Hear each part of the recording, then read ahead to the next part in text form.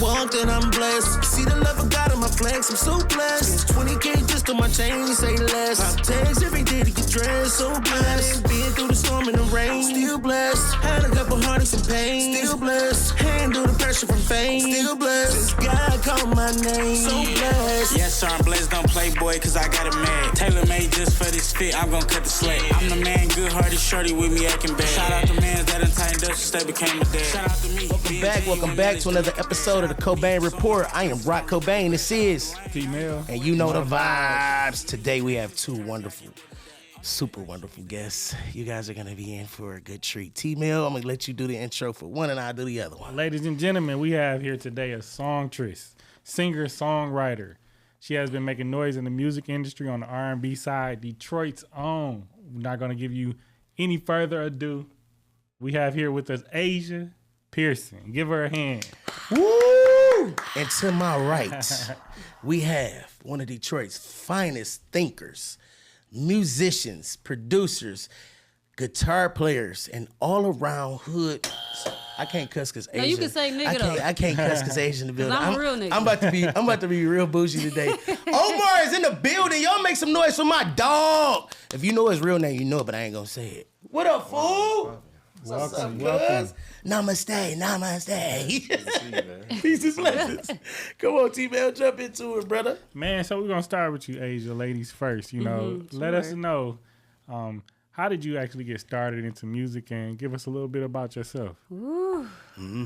Take us down the ride. Amen. Well, I've been singing my whole life. I've done plays since I was 5 years old around the city locally. I've always been at a church of some sort with some type of gospel artist / pastor. So you hear Asia sing, it's like, oh no, we need her. So I've kind of just always been around music. My grandfather is Perry Hughes. He's a jazz guitarist. He plays for everybody under the sun that had to do with Motown since he was 17 years old. So I've always been around music and around like actual real music. It's a difference. So that's always done something for me musically, like on a mental perspective, because the people just be, outside. Oh yeah. I can sing, and so like no, that's not me. I really do this. No, for real. And no offense, you know what I'm saying, get it how you live, but it's just a little different when you're raised with jazz musicians. It's a different type of esteem. Yeah. That, and then, little Asia entered this contest in 2019. Eric Bellinger had a contest to win a feature with him on your song. So I put my song in, but I didn't get the feature, right? But in the same return, he posted and said, I would like to sign Asia Pearson. Crazy work. And so EBZ. that's where my publicized career has started. But I've always done music. I've sang background for a lot of people, and I've just always been around. Nice. Always been around. I can double down on that. I remember hearing your music before you even got signed. You know what I'm saying? I remember listening, like I was following you on Instagram, and you would drop stuff, and I'm like, wait a minute, this girl can sing. I want a feature, because this is when I was really trying to do music, right? You know the vibes, right? So I'm like, I really want a feature. She's like, yeah, your type of music. Okay, is that what I said? Yeah, it's cute. And, and at that point, I knew, I was like, she too good for me. Like, she's so cold, bro. And then I seen the Eric Bellinger thing, and I was like, oh, she too lit, because Eric Bellinger just so happens to be one of my favorite artists. Period. For sure. Period. I mean, if you like R&B, the real R&B, you gotta like it. John Houston Smith came on and said the other day, he was like, bro, I told Isaac I'm a singer. He looked at me like, nah, you a singer or you a singer? It's two different kind of singers and musicians. I'm gonna get to the musician. Bro, talk to me about what got you started in music, bro. All that you do, not just the one thing. What got me started? Yeah. My pops came home one day. My pops worked for Chrysler. I had hoop dreams growing up. He came home and was like, my man's gave me a guitar. It was originally for my sister. I picked the guitar up. Something was, I can't even remember what was on it was a kid show. Whatever kid show it was, I ended up playing the theme song. My pops was like, "You could play guitar?" Like, I'm like, I guess so. So I got an old school church family. That Sunday, I was playing at church. Oh yeah. That next year, so fast forward to the next year, I ended up meeting Von Murphy. He was like, "Hey, you know how to read music or anything?" I'm like, "Nah, I just literally learned." He was like, "Can you play this?" Ba-na-na-na. I ended up playing it. He like, "Be at OU at 11:30 It sounds just like Von. p.m. Matter of fact, I'm gonna come get you." Hey, shout out to Von Murphy, bro. Rest in that. Rest, bro. Rest your soul, brother. Jesus Christ. Somehow Von ended up getting my mom's number. 11:30 come around. I'm like, I'm going to no rehearsal. 12:30 come. Oh yeah, for sure. Pontiac, we out there. Get your coat. These was them days. So I started playing with Von and ended up meeting VA Bird, and he really he kind of cultivated me into like, yo, this is how you approach guitar your way. This is how you play. He didn't play guitar. He didn't. He just gave me the keys, so to speak. But a lot of my family is in the gospel world. Keith Staten, Fred Hammond by way of Keith.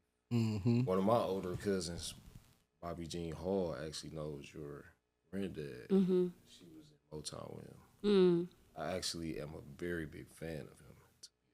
Oh, wow. That's crazy. Motown No, go. he's crazy. I ain't gonna lie. No, he like Motown go crazy. Speak up.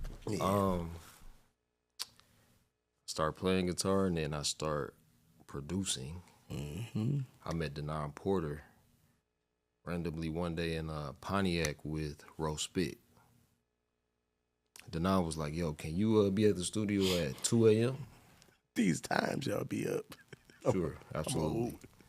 I end up going there and he's like, "Look, I got a deal for you. I'm going to teach you how to produce if you teach me how to play guitar." Oh, that's crazy work. He gave up on guitar fast. But he was like, "Look, I'll teach you everything I know. Just be around. I want you to learn. I want you to soak this up." I was homeschooled, so I was blessed to be able to meet a lot of people. Meet you in that time, meet Pops in that time. So it was like a lot happened in between that. Yeah. But, Yeah, no. Nice. Hey, so Asia, tell us, what is it like? You know, you said you entered the contest and he actually like reached out to you and, you know, took you under his wing. Tell us what it's like working alongside somebody like Eric Bellinger. It's really like insane. And I just love God so much because it's really the grace over my life. That competition was rigged. And let me tell you why. Because God did that for me. Eric Bellinger's never had a record label. Nobody else was signed to that record label, right?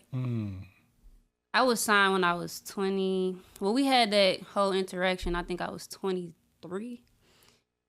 Before that, I was a big fan. To the point where if I asked you, do you know who that is? Why don't you know who that is? Exactly. You know what I'm saying? I'm getting very upset. Yeah. But I'm also very lit to give you this very heat playlist with that young man's music, right?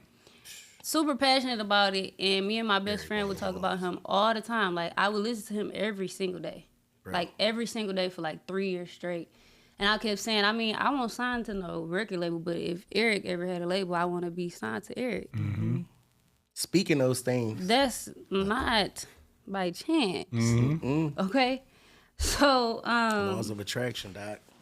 You attracted that. Being taken up under his wing, it's Eric. Like, he's been around everybody. And to be in a studio with him and to see his work ethic, Eric is a robot. It's very like 1, 2, 3, 4, 5. Okay, next song, 1, 2, 3. Okay, next song. It's like you just be like, what is happening in So here?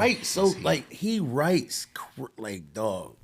I'm a fan like you a fan. Like, It's really like complete freedom. I don't even know what to say. It's kind of like I feel like the Karate Kid. No, with Mr. Miyagi for sure. It's crazy. You ain't like, lying. But the thing is though, hey, you really got them vocals where it's like you can work out in there with him with it, and it ain't no issue. Like y'all, I mean, you know what I'm saying? You like the female kind of version vibe. So because he's such a brilliant writer, right? You would expect him to be able to write anything. So I remember us being in the studio one day, and I have a hard time with co-writing. It's not a very easy process for me. Because I made up in my mind when I was younger, ain't nobody about to write for me because you don't know me. You don't know my story. It's not gonna sound right. But I didn't know. You know what I'm saying? You meet Eric, and of course it's like, okay, Eric is Eric, so let's co-write. I had to teach Eric how to write for me. Yeah. And that was insane because he was like, you just so crazy. Like, the way you write, it inspires me. I don't know how to write like you. And I'm sitting there like, what you saying to me? Yeah. So it was just like, being able to see you are not the little person in the room. You were literally made to be in here to be you. So don't feel pressured to do anything that man is doing. You came in here and you provided a space for him to learn. And that's insane to me. That's hard. It's insane. So what started you like with your writing vibes? Was it more like poetry or was it just like take me on a writing journey for you, eh? I'm just a super like. You get the beat. Talk to me about your process. So I'm a like very heartfelt intellectual. Okay. So the way that I think, whatever I go through, I think about it very deeply, and I don't ever think about it on a surface level. Like, let's say I'm in a relationship, I'm going at it with the guy I'm with, can't see eye to eye. He cheating, I keep taking him back, but I can't forgive him, so we gonna keep bumping heads, right? I'm not the girl to ever think surface level. You have issues, real ones, not issues of you don't have self-control. You've never been held accountable as a young man. You've never seen that. Tough conversation. So it's like, that's how I think. So that's how I write. I'm gonna sing the hell out of that song, very in depth, so that you hear your actual feelings. I want you to be able to articulate what you feel through my music. Because half the time we only looking at the surface level because we only give credit to the surface level because we want it to be somebody else's fault. It's not. And so that's literally how I write my music. You're going to hear what you resonate with, and then right behind it, you're going to actually hear the underlying feeling so that it can help you heal. So that's how I write. So you play the beat, as soon as I go to the booth, I can't write. Like, physically, it just go. Oh, you don't even write. You Jay-Z vibes. It's really, like, crazy to me because I'm like, I would think, sit down and I just go sing. Like, if you know the song, I Think I... That was a full-blown freestyle. Crazy work. That's a gift. It's crazy. You one of them ones. Omar, tell me about your process. Tell me, okay, I know this is going to involve disclaimer because we get the smoke of the weed juice. So other than the weed juice, tell me about your process. My bro gonna smoke some bud, the burning bush of the Christ. We gonna, listen. No, well... Minus the weeds. What's the process, bro?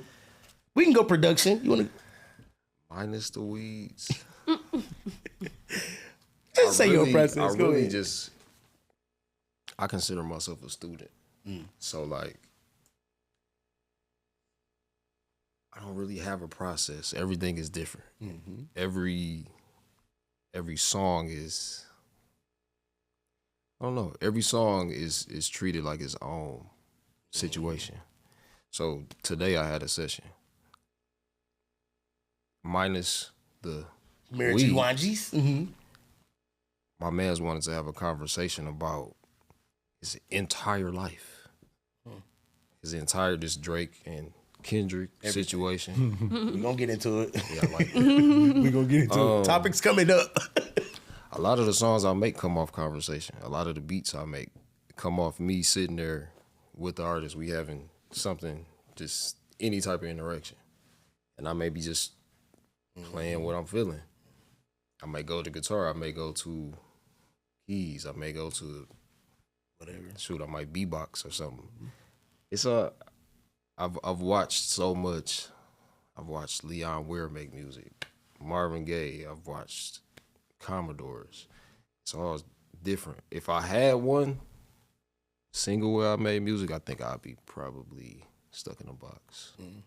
And I find that's how everybody is nowadays, like in our age group. I feel like everybody is stuck trying to make what we used to hear. And it's kind of like, everything is its own. It's literally like its own living, breathing object. Like you have to.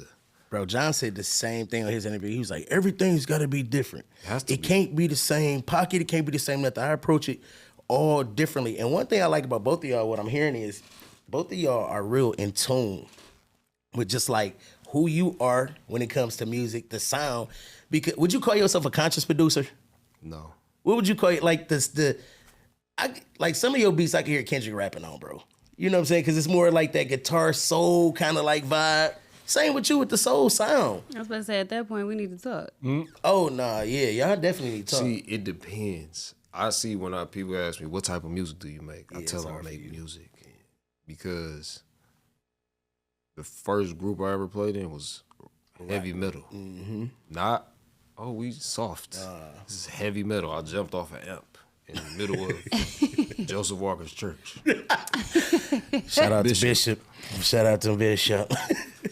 Like I'm doing, and then I'm also still in the streets, but I'm also still in the church. Yeah. But I'm also a father. I'm also a son. I'm also all of these different things. So it's like, sections, how could I be like, I make trap music or I make conscious music or, I mean, both of y'all kind of walk that line between, church, because we all church. I always say this, we are going to get some t-shirts that say that shit. He said we should get some t-shirts because I always say we all church kids. Like, I'm going to get some shirts and merch that say shirts coming soon. But anyway, all of us at this table are kind of like, from that kind of cloth, right? How did you get comfortable with still being and knowing that your relationship with the creator was solid, but still being free enough to express who you are musically? It's hard for us. So for me, for sure.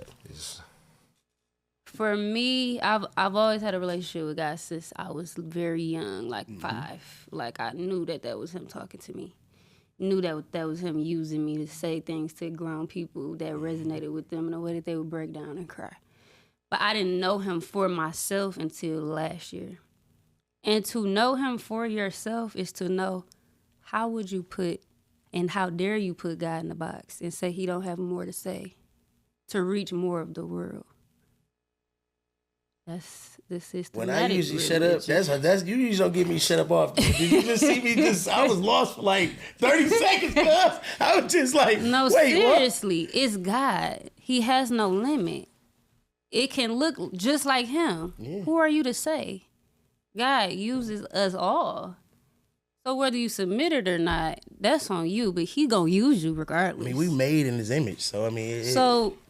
For me to be my authentic self, I have to be obedient enough to let him do what he wants to do. I never felt led to do gospel music. I'm pretty sure I'll do it because it's a part of me. But I did wrestle with that thought when I was younger, like, am I wrong? And then I'm gonna give you some tea, right? It's the Cobain Report. So at the time, my pastor was Dietrich Haddon. Dietrich Haddon is also my godfather. At the time, they were thinking about doing a label, and I was gonna be the first artist. I think I was like 12, right? So we talking, and I don't know who asked the question, like, what kind of music? And they was like, no, we want you to do like pop. You don't have to do gospel music. This is my pastor at the time. This is the gospel artist that everybody loves that told me, no, we don't want you to do gospel. We want you to do pop. And I think that was like very much so validation to my thoughts and feelings. I've always felt led to do more because God is not, I'm not gonna say God is not in the church, but God is everywhere. The earth is the Lord. He's literally everywhere. You can't get away from him. You can't escape him. So if I am on the Coachella stage, the Holy Spirit is very much present. Whether you're aware or not, We right here. Absolutely. So why not be myself in a room full of vultures? No, yeah, for sure. It's so real, bro. Like, I really feel like when I make them kind of questions or whatever, it's because I feel like if God gives you a gift, right, your arms are too short to give him back. Absolutely. You feel me? So when people try to tell you you're not supposed to do this because God, well, why would God give me the gift if he didn't want me to use it? Why would he give it to me? My arm, I can't box with him and I can't give him back what he gave me. Right. So what you ask me to do is something that's crazy. What about you, O? How you walk that line without, I know you don't care regardless, but what gives that to you inside? It's not a hard line to walk. If you really in the streets, you really in the church, these people are exactly the same. It's the same people coming in and out. You say this. I found out being younger, like, so the church I'm at, I've been there for about 10 years. But I've played at, a bunch of other churches, but I've always kind of circled outside of my granddad's, my home church. I've been circling back to this spot. And being here taught me, like, it's cool to be a light. When I go to the studio and I be around killers, drug dealers, stealers, robbers, everything, they still know, That's good people. that's my man. That's my baby. I done had prayer in the trap. I done had prayer in the studio, Bible study randomly, just we getting high, we talking, we drinking. Hey, you been baptized before?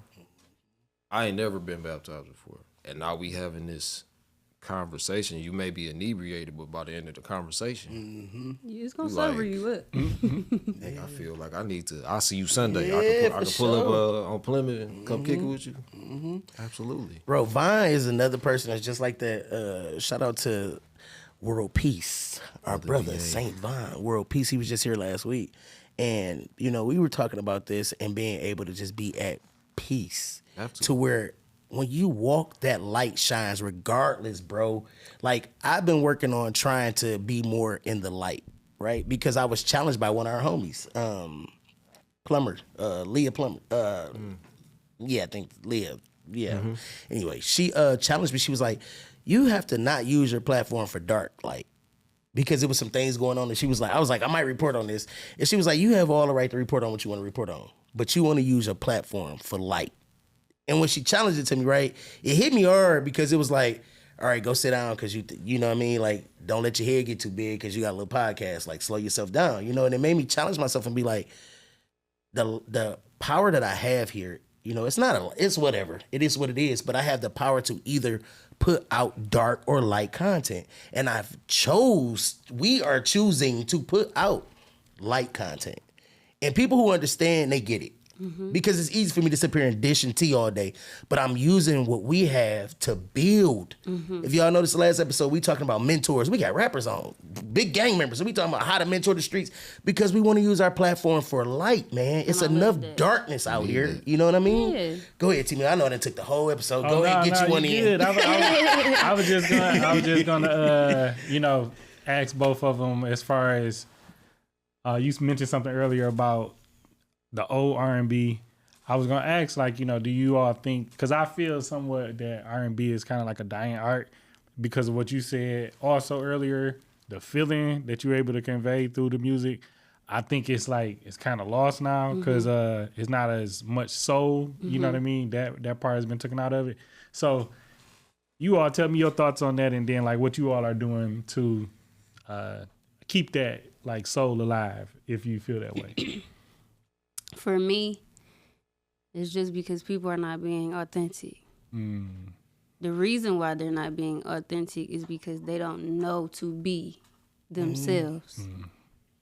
When you're in the industry, they sell you an identity because they say, hey, this is what you're supposed to do. This is how it's supposed to sound in order for you to get this success. And because people live out of desperation, because maybe they lacked attention, the poverty of the world will drive you crazy and take a life of its own. So you're going to buy what they selling. Because no, they know what they talking about. But if you had the chance to just sit down and stop hustling, because hustling makes you move. When you sit down to really figure out what's going on around here and really see it for what it actually is, you're going to start feeling feelings of, that don't feel right to me. But you don't even think to go with that thought. It's like, okay, it don't feel right, but they got money over there. It's like, no, it don't feel right. So if it don't feel right, I'm going to go with that. So me being that person is why my music do what it do. Like, I've had people come up to me crying in my arms like I was going to commit suicide. And this song articulated what I was feeling enough to give me strength to stay here. So it's like, that would only happen if I'm being myself. Not if they like, sing this little cute, F these niggas, where are we going? What are we doing? No, for sure. We've done this for so long. So on both ends, they're lacking authenticity. And I'm being my authentic self, hopefully, prayerfully wanting people to catch it. Because when you have light, that's like fire. And it drives out the You darkness. light a match. So eventually somebody gonna be in the room like, you know what? I'm gonna be myself. It's gonna spill over at some point. So that's just my little 2 cents into the earth. Wherever I go, prayerfully. Hoping that it impacts in whatever way. Because we just here to sow seeds at the end of the day, but we don't even be recognizing we have that kind of power. No, for sure. Because we have low self-esteem. Yeah, Absolutely. It's super deep. It's deeper than rap when it comes down to that. Like, it's a lot of wannabe likes, right? So a lot of these, like they were saying last, a lot of these kids out here right now, right? The reason why they don't know R&B is still lit is because they've been force fed this trap and this music that teaches them desperation. That you have to do this or you have to do that. No more is it love. We're not talking about keeping no family together. We talking about fuck that. Like, it's a whole different aspect of, like, nobody's saying like you got to treat that woman. All that's gone. I mean, I understand though. It's all understandable stuff. People are tired. The times have changed. But nobody has the courage enough to say I'm tired. So you think it's gone? I don't think R&B is gone. I just made some songs last night. But go ahead. I'm gonna let you go ahead and get on your side. Right, I'm but still see, alive. I don't feel like it's gone, but I do feel like it's dying. Why do you feel like it's dying? So, I can't help but to think about like the Jodeci's, you know, the Maxwell's, the mint conditions and stuff like that. That feeling that that music, you know, gave is completely different versus like now today, like say Trey Songz, even, you know, Chris Brown. Like, it's not like you know. Why do you think that is? But I think the industry is not putting the promotional dollars behind R&B no more. For sure. Because the majority, like when rock and roll was hitting, they was putting promo dollars behind rock and roll. Now you barely see rock bands nowadays. You need the industry to put money behind. Not nowadays. Look at, you got Facebook promotion, Instagram even promotion. Think about it, right? You got, like I said, with Chris Brown, like he's a really, really phenomenal artist, right? He's beefing with a rapper right now. He just dropped a rap song. You know what I mean? He's a R&B. But he's not technically just he's an artist. Right. No, you're right. Because he has at least 4 to 5 rap albums where he's really going. Not a per se rapper, but he's a I ain't never heard Tank drop a rap album ever. Tank gonna be the R&B. I mean, Boys to Men drop some raps in they joints every now and then. Music Soul Child is the hustle. Nigga Al Green dropped a rap record. Nigga Smokey Robinson dropped a rap record too. So I think Jesus. This has been good. Yes. I think this has been going on a while where, you know, R&B, it's not cool to be the guy that's into your emotions and into who you truly are. It's more cool to be stoic and to be like, no, I don't need nobody. I don't need emotions.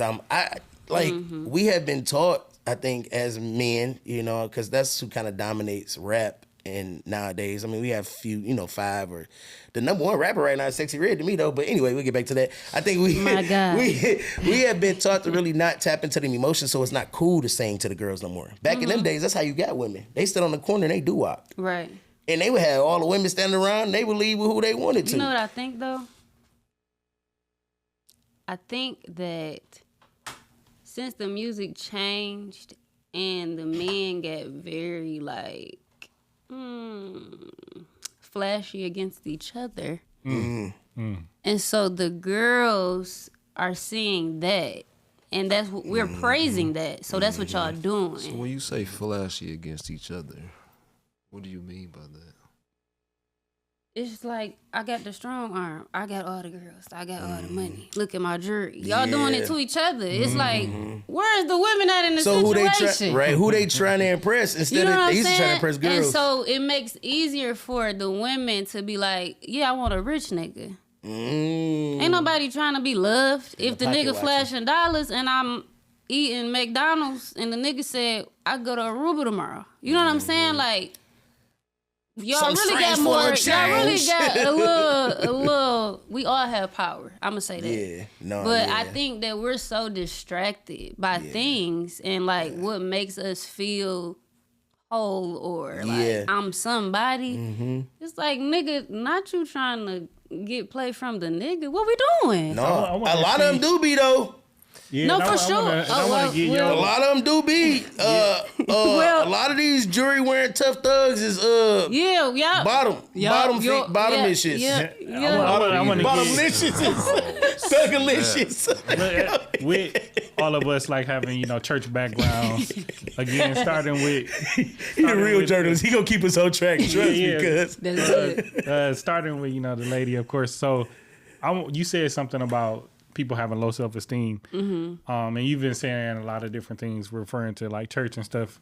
So I want to know your take on like, because I feel that church is a part of the reason why some people have low self-esteem because of the mixed message. We taught like, oh, you're not worthy, or like it's not you that does it, or whatever the case, when some people don't know how to receive that message and they get like kind of miscommunicated. Right. And they self-esteem do go away, or like they don't have it as much, right? So do you think that the church may like have something to do with a lot of people's low self-esteem? The people that go, of course, right? He own it. What I'll say to that is a lot of people in the church don't have a relationship with God.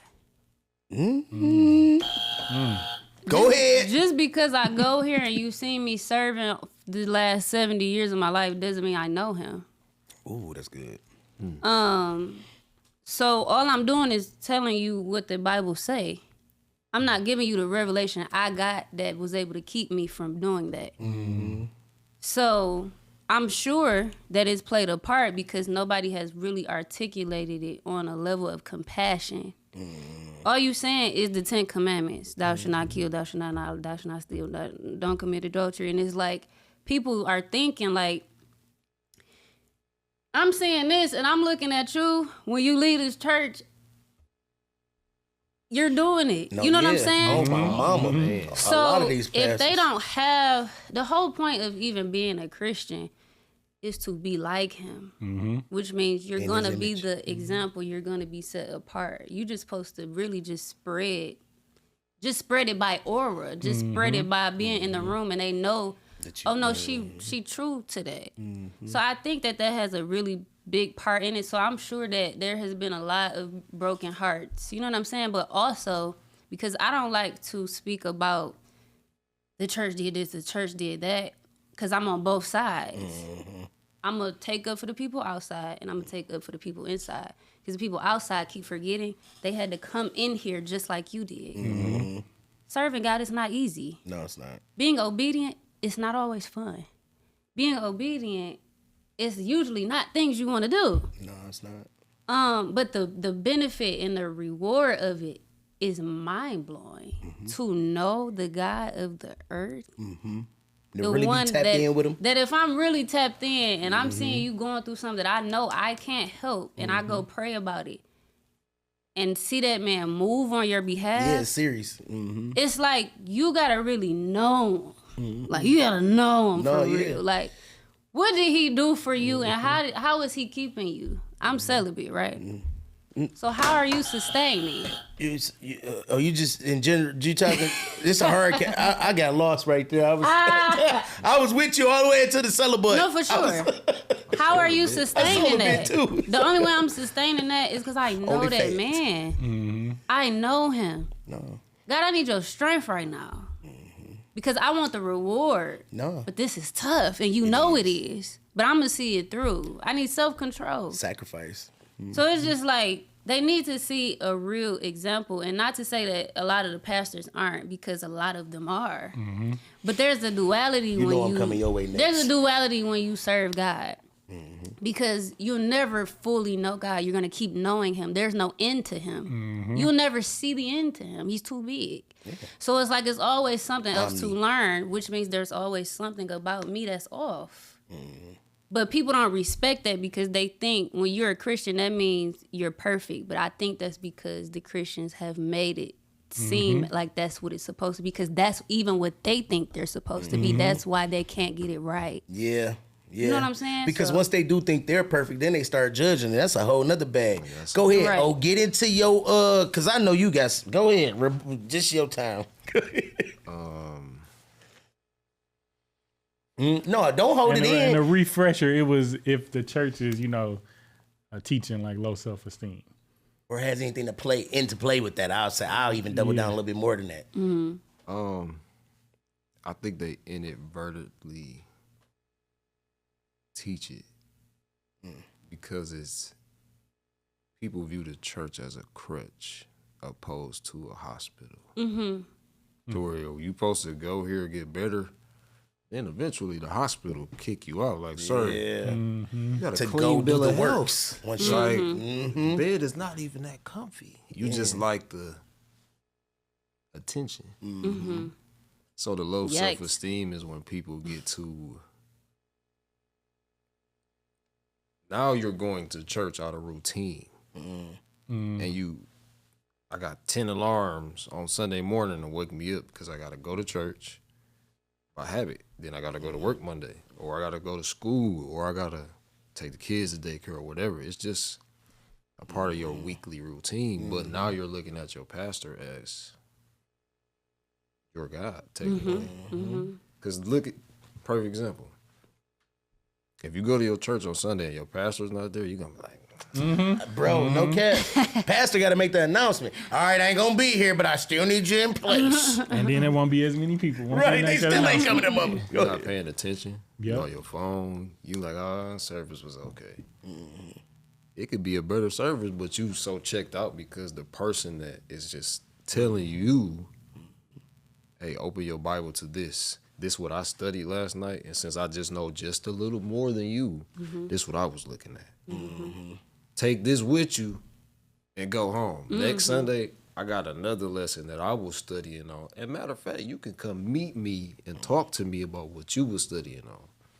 Nobody does that. People just, oh, amen, Pastor, thank you. Fall out, get up, Applebee's. The routine. Routine. So, but then, well, they said I can't sit up here in the front, or I came late, so I got to do this, or pastor wouldn't see me. Oh, I'm hurt. And they say the church hurt me opposed to this person. Once again, this is a hospital. Right. You're not supposed to be here Tithing. forever. I mean, you're supposed to gain things, but just been a mother at this church for 50 years, and your kids is the only Still ones smoking that's here. Newports. Still. Feel me? I feel like it's about life application, bro. I think we missing. I think Absolutely. we are all missing a piece of what this thing should be, right? It's the teacher gives you the lesson, then you apply the lesson. Exactly. We're missing that step as students of whatever this thing is that we call. Because as soon as we leave, like he said, we Applebee's. A lot of us got a blunt already in the ashtray. Us, I said, not y'all, I'm not judging you. A lot of us had already ready to go. You know what I'm saying? Or we already done stopped and got our Tito's on the way because we're missing the life application.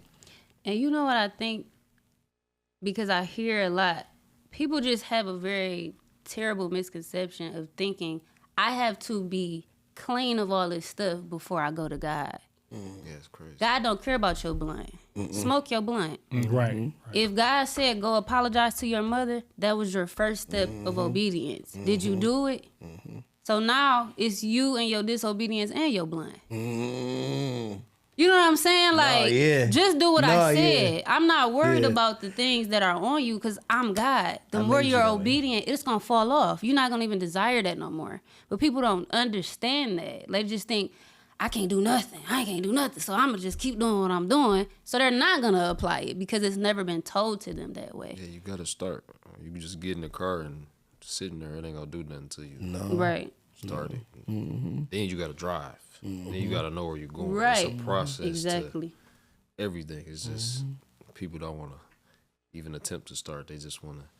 Well, I'll get to God when I get to him. It's like, you already know what you're going through. He already did. But look, I feel like he made us all. So even in our downfalls, like she was saying, he already knows this. We be trying to hide. And it's just like in Genesis when he was like, who you hiding from, nigga? I made you. I created. Right. You hiding from me under that tree? I put that tree there. What are you hiding? Now I can still see his ass. Right, You know what I mean? right. Like the leaves gone. Now you hiding from. You know, so I feel like it's like that with a lot of us. We try to hide this thing because we feel like until we're ready. But there is no such thing as ready, just like parenting. You will never be ready for a child. You will really never be perfect as a Christian. Even when you are, you still have those moments of weakness. You still have things. sure. You have flesh. For sure. Sometimes you wake up in the flesh as a man and you don't even know why you in the flesh. You just woke up. You just woke up and you like, flesh is weak. the flesh is weak. I done woke up the wrong way. You know what I'm saying? Reverend. But we humans, you know what I'm saying? All of us are humans. And I just feel like, you know, we have to stop judging. A lot of it is the judgmental side, which is the church hurt. You know, the pastor sometimes, he's who he is and he has that power, you know, and I do feel like they be worshiping these pastors. They do. They be treating these pastors though. like rock stars. Like, I mean, dog, it's getting so bad. Y'all been seeing these videos of the reverends that pull up at the church and everybody waiting on them, and then they got the music walking. They be walking through the church and trying like a promo video for the house of the Lord. God don't need your help promoing. His word is enough. He said, if you live up my name. His word, and he is enough that you don't even have to do all that. I ain't gonna go here because T-Mail hate when I go super churchy. Go ahead, T-Mail. Go ahead. Get us into one. I'm sorry, you turn me up. You start talking about Listen, you hear me? We're gonna do 2 topics. I know we running behind, but this, you know, I like when people come on as thinkers. So we gonna just do two quick topics. One of the topics, I want to talk about the current status of the rap beef, and I'm gonna let T-Mail get into his first topic. So I'm gonna let y'all marinate on my topic. So actually, Asia came up with the topic, not knowing it, right? The topic is, right, you mentioned as far as like being, you are for the church and then, you know, you are on the other side as well. I would consider myself, you know, similar, but I may be like a little bit more on the other side, right? Because I feel like in a lot of different ways, the church, you know, you mentioned also something about like distractions, people being distracted. I think that the church in a lot of ways can be a distraction because of you. I know people, like y'all know people that never went to church and they live their life, you know, like how they live it. It's not any like, you know, necessarily signs, or I remember being around some people that wasn't like into church and it was like, oh man, you know, this is a sign, you know, and it's like, no, this is just what it is, right? They just look at, you know, what it is. But we are taught all of these different things because of when we are like, you know, brought up in church.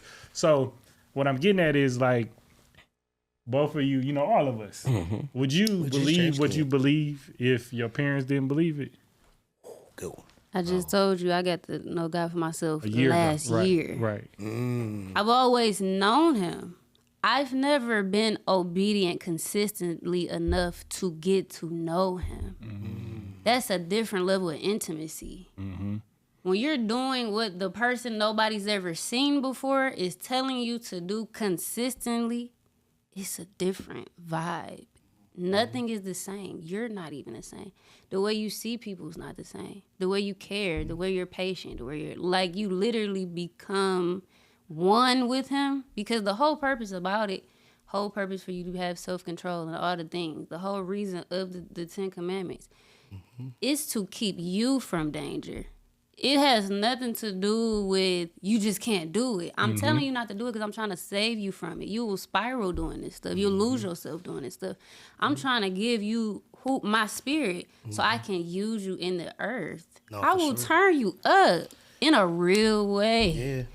Like it gets very real. So ask your question one more time. I just want to make sure I answer. No, I was saying if you weren't born into it, right? Oh, like yeah, your parents didn't right, pick right, it, right. would you have still, chose what you chose to believe in? I believe so because I had his spirit from a young age. I just didn't necessarily. I knew it was him because I was privileged to be in church to be able to identify it quickly. But I think that I would have found it is God. You know what I'm saying? He gonna make you find him wherever you at. So I definitely think You so. would have still been in the I game? definitely think so. What about for you? sure. Oh, you think you would have if you weren't born into a Christian family, you think you would have ended up being that way, or you think what you think? Because I think I probably would have been Rastafari. I like smoke. He's crazy. I don't think I would have. No, to say the least. I feel like being young and black, from everyone's experience, church is based off fear, opposed to Said the same thing. the way that I learned and got really close with God is I was playing for a bishop. And I passed out on the pulpit. When I passed out, my lung collapsed. I woke up 10 minutes later to a bunch of preachers around me praying. And they was like, tell God you healed. Tell God you healed. Tell the people God healed you. They put a mic in my face. I grabbed the mic and said, call 911. Y'all prayers ain't working. If I would have waited 10 minutes later, I would have died. Talking about it, some. So I had an experience. I'm like, okay, that was cool. Fast forward 2 years later, I'm wilding. No type of wilding I'm talking. Everybody's telling me, like, I think the Lord is trying to get your attention. I was about to go to Tennessee to do a show at August Alsina. I got into a car accident and broke my pelvis. Jesus. Bro. I looked at the time, it was random as heck. I looked at the time and it was about 8:45 when we got to the crash. I woke up at 9:50 and then we was sitting in the car on Telegraph in Grand River. Pelvis broke. I'm like, all right.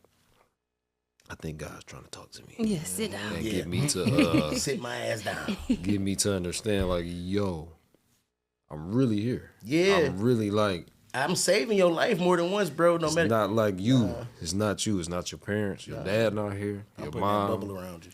Yeah. So I think it's trial and error, especially with me being in the streets. It's trial and error with finding God. You gotta either want to, and if you one of the ones that he really wants, he gon'. Yeah, that's the thing. Yeah. I think that be it too, bro. Is one of the ones that he really wants Like you or got has a really vibe with. a great purpose. Yeah, It's he gonna like- hold on to you for a little bit longer, bro. We gonna get this one more little question, and we gonna be out with this episode. Uncle Ray, don't kill me. Talk about this rap beef. What y'all think about it? Quick. My bad. Kurt. Lord, Kendrick is the GOAT. That's all I gotta say. So you on Kendrick's side, got you. Go ahead, good. I'm in between. I like Kendrick.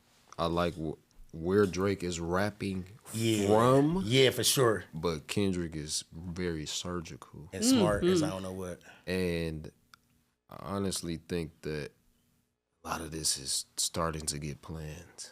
All right. I think I it's thought good it was for the planned from the I think it's good for the beginning. music culture, though. I think it's good for the business right now. This is It's our funny. version of Biggie and Tupac. Yeah, for sure. But I don't think it's gonna end up. Them niggas too soft to kill each other. Oh, I don't for sure. think it's them, but I think there will be spillage on I the don't think so. campside. Did y'all I hope, this is all- I hope there's right, no we real definitely bullshit. got the rapper coming That's next. stupid. Did you witness the back and forth last night? They y'all- went was three, watching what, it. 3 That for 3 last, was 2 for 2 for last night, something like that. I did. All right, so one round, Asia O, this your hard camera. Let them know where to find you at. Let them know all your ads, what you got coming up next, all of the wonderful stuff in this beautiful light, this spirit over here. Come on with it. I would just say follow me on Instagram. My name is ASIA.0 on Instagram because everything that I have coming up, I'm not sure if I can speak about it yet. But Therapy Volume 2 is definitely on the way. For sure. Oh. I am at Omar Cross and the number 1.